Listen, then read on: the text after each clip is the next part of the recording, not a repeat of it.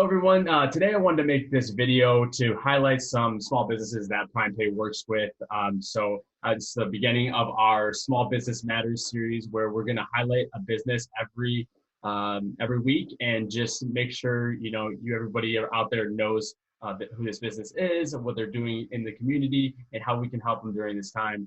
So I wanted to reach out to our partners at Freedom House Detroit, and today we have Teresa on the line, and she is a development manager there. And Teresa, say hello. Hello. Hello, Teresa. So I'm going to give a little biography of Freedom House Detroit, and feel free to step in and introduce yourself as well here as I go to our next slide. All right.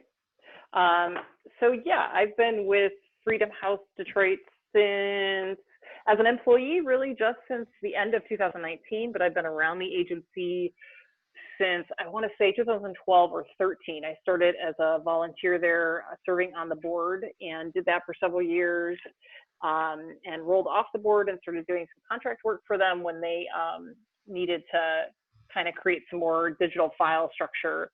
And then had the good fortune to be around last year when they were in need of a development professional to come on board full time.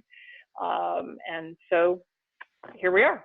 Awesome. Well, awesome, Teresa. I appreciate you introducing yourself and telling us more about you. There's some things I wanted to go over in this slide that's going to help people understand what Freedom House does and who they are in the community. And as you can see here, Freedom House has been in business for about 40 years almost, and they are a temporary home for a community of people from across the globe who are fleeing prosecution and seeking asylum here in the U.S. So, Teresa, if you don't mind, could you also share a little bit about what a client at Freedom House Detroit can see and what help that you bring them? Yeah. So persecution can be for any number of reasons. It's a very legally defined sort of thing, but essentially these people are targeted because of their race or religion, who they love, political views they have, anything like that. And so oftentimes these people can no longer live in their home countries because they are living under threats of torture or death. Many of them have already experienced torture. So they make a very difficult decision to flee. When they come to the US, that is when we can be of help to them. At that point, the asylum clock, as we call it, begins ticking, and so they really need to file that asylum application within 1 year. And so our legal team provides that service, but we have an entire spectrum of services, including on-site counseling, connections to job employment, or I should say employment skills programs, including English as second language classes.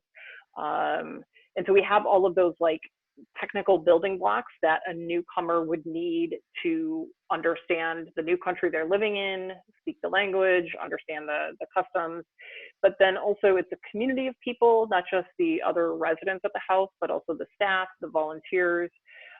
It's a place to belong. All of our anyone who's going through the asylum process who has fled persecution is definitely dealing with an immensity of emotional and usually physical trauma, just having to leave everyone you love behind and not know what might come next or if you'll ever see them again. There's so much guilt just in that alone, much less the persecution itself. And oftentimes, as our lawyer had told us, it's coming to Freedom House and actually preparing their asylum application. It's the first time they're really dealing with their persecution experience and working through it. So we kind of provide that community and support system as well as all the technical building blocks they need to live independently on their own in the U.S.